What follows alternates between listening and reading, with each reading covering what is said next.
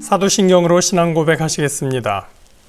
전능하사 천지를 만드신 하나님 아버지를 내가 믿사오며 그 외아들 우리 주 예수 그리스도를 믿사오니 이는 성령으로 잉태하사 동정녀 마리아에게 나시고 본디오 빌라도에게 고난을 받으사 십자가에 못 박혀 죽으시고 장사한 지 사흘 만에 죽은 자 가운데서 다시 살아나시며 하늘에 오르사 전능하신 하나님 우편에 앉아 계시다가 저리로서 산자와 죽은 자를 심판하러 오시리라. 성령을 믿사오며 거룩한 공회와 성도가 서로 교통하는 것과 죄를 사하여 주시는 것과 몸이 다시 사는 것과 영원히 사는 것을 믿사옵나이다. 아멘. 오늘 함께 보실 말씀 마태복음 4장 17절 말씀입니다.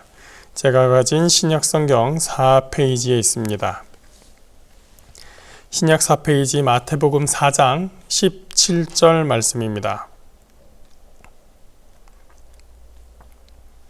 마태복음 4장 17절 말씀입니다.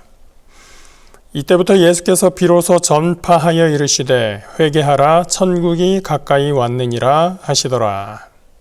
아멘.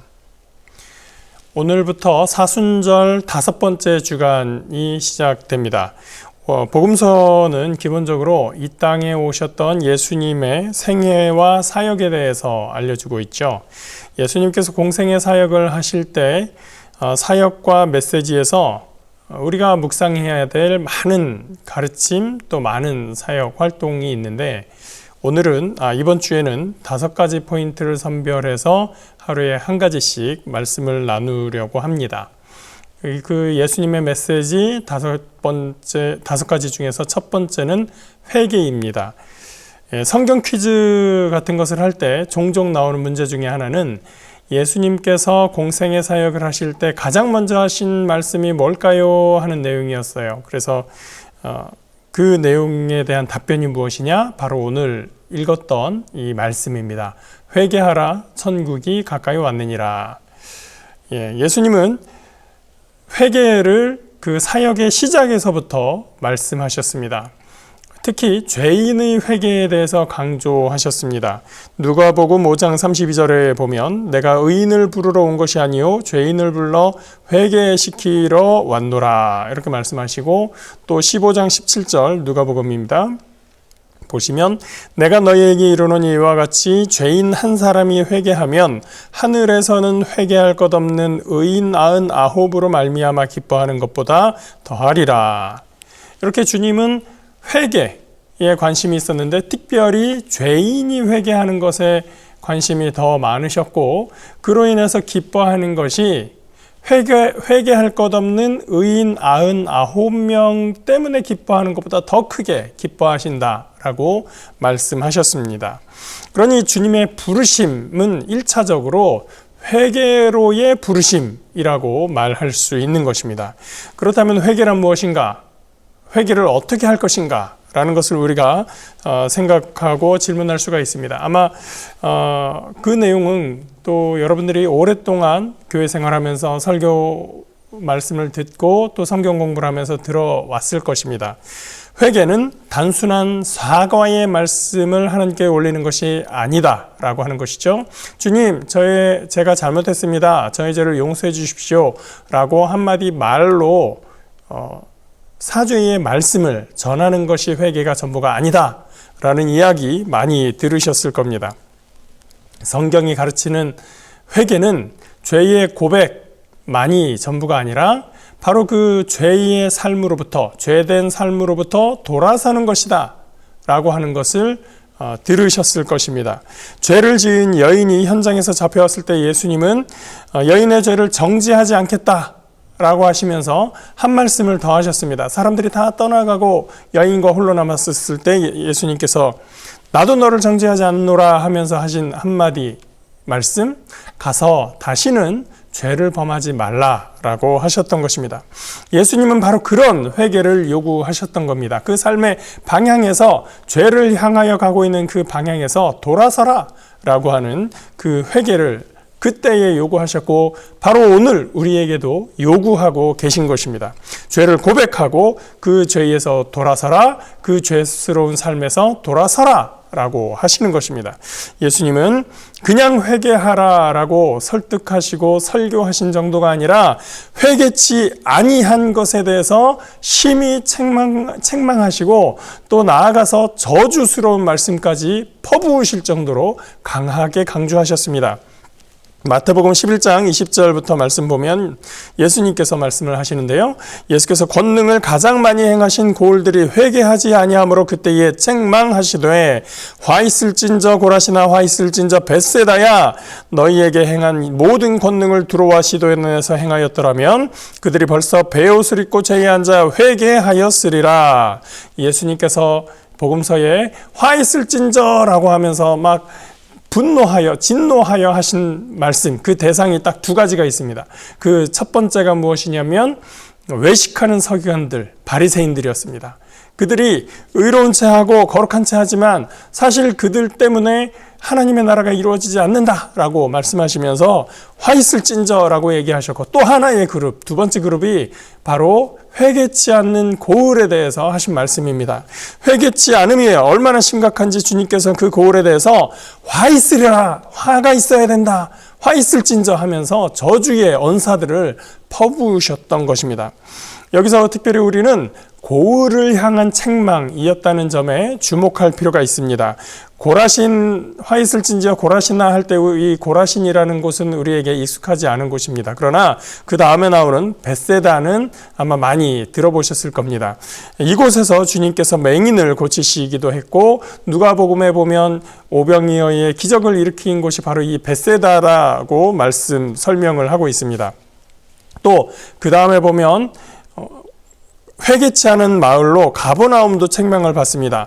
가버나움은 예수님께서 오래 거주하기도 하셨고 베드로의 장모를 치유하셨던 곳이고, 또 그 장모가 치유된 것을 보고 많은 마을 사람들이, 또 주변 마을에서도 사람들이 예수님께로 와서 많은 치유를 경험하고 또 그 말씀을 들으며 가르침을 받았던 그러한 곳입니다.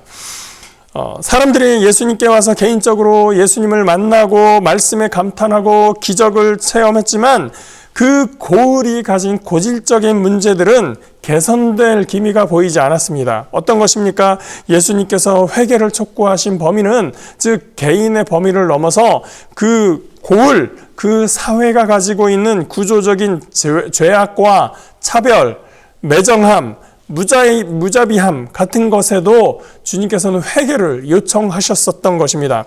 자기 혼자 은혜 받고 감격하고 치유받고 감동은 하는데, 그래서 감사드린다고는 하면서 가난한 사람, 병든 사람, 죄인과 세리 같은 사람들을 무시하고 멸시하고 또 내가 가진 것을 나누기는커녕 남의 것을 빼앗고 있는 그런 사회가 되어 있는데, 그것에 대해서 그러한 문제들은, 그 고을에 있는 문제들은 전혀 변화가 없었던 것입니다.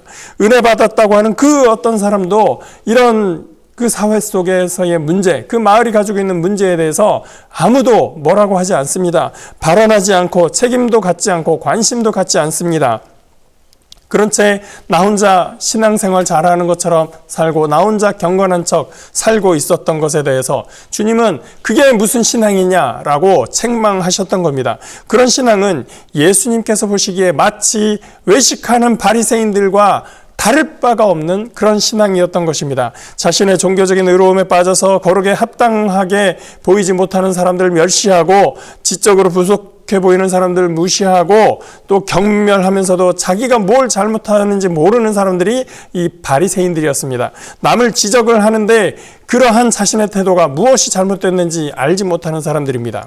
그런데 주님께서는 그 마을에 대해서도 가버나움이야 벳세다여 고라시나 하면서 그 마을 속에서 벌어지는 그러한 일들에 대해서 주님은 책망하셨던 겁니다. 그들이 신앙적으로 아무리 체험하고 아무리 치유받고 아무리 변화받았고 감동받았다고 한다 한들 그 사회에 대해서 아무런 관심이 없기 때문에 주님은 그 고을에 대해서 책망하셨던 것입니다.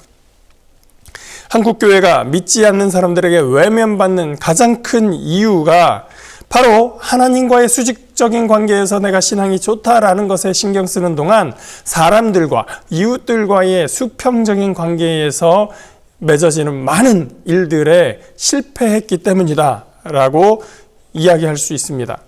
예수님의 첫 선포는 회개로의 부르심이었습니다. 회개하라, 천국이 가까웠느니라. 내 마음의 회개, 하나님과의 관계에서 필요한 회개에서 시작해서 삶의 방향이 하나님에게 맞추어져 있는지, 동부 순복음교회라고 하는 이 믿음의 공동체 안에서 우리가 또 함께 살아가는 신앙의 공동체로서 신앙의 성숙을 이루고 있는지를 돌아봐야 됩니다. 거기서 더 나아가서 우리가 살고 있는 사회, 이 남양주라고 하는, 구리라고 하는 이 지역사회에서, 또 이 대한민국이라고 하는 사회에서 과연 정말 어딘가에 억눌리고 답답하고 불안하고 억울한 사람들이 없는지, 그 사람들이 눈물 흘리고 또한 답답하다고 외치고 있을 때 과연 누가 그들의 소리를 들어주고 있는지 우리가 신경 써야 되는 것입니다. 너희가 너 혼자 신앙생활 잘한다고 하고 다른 사람에 대해서 지켜보지 않으면 그것이 무엇이 신앙이냐? 회개하라. 그 죄된 삶에서, 너만 생각하는 삶에서 돌아서라 라고 주님은 오늘 우리에게 요청하고 계십니다. 그 말씀에 귀 기울이며 과연 내가 이 사회 속에서 사회인으로서, 대한민국 국민으로서 믿음을 가진, 신앙을 가진 크리스천으로서 이 사회 속에 어떻게 살아가고 있는가, 우리의 모습을 돌아보고 반성하며 주님의 백성된 삶을 이 땅에서 살아가는 저와 여러분 되시기를 예수의 이름으로 축복합니다. 기도하겠습니다. 좋으시고 걸어가신 아버지 하나님, 주님께서 첫 번째 선포하신 말씀, 회개하라, 천국이 가까웠다고 하셨습니다. 하나님, 우리에게 회개에 합당한 열매를 맺고 살아갈 수 있도록 하여 주옵소서. 나의 신앙적인 삶, 내 속에서 이루어지는 경건함만을 우리가 따지고 생각하는 것이 아니라 주님께서 말씀하셨듯이 세상 속에서 이웃을 사랑하며 살아가는 하나님의 백성들 될 수 있도록 인도하여 주시옵소서. 너희는 세상의 빛과 소금이라고 하신 그 말씀대로 세상 속에서 예수 그리스도의 제자로서 그 빛을 발하며 소금의 맛을 내며 살아가는 하나님의 백성들 될 수 있도록 인도하여 주시옵소서. 감사하며 예수님 이름으로 기도합니다. 아멘. 하늘에 계신 우리 아버지여, 이름이 거룩히 여김을 받으시오며 나라가 임하시오며 뜻이 하늘에서 이루어진 것 같이 땅에서도 이루어지이다.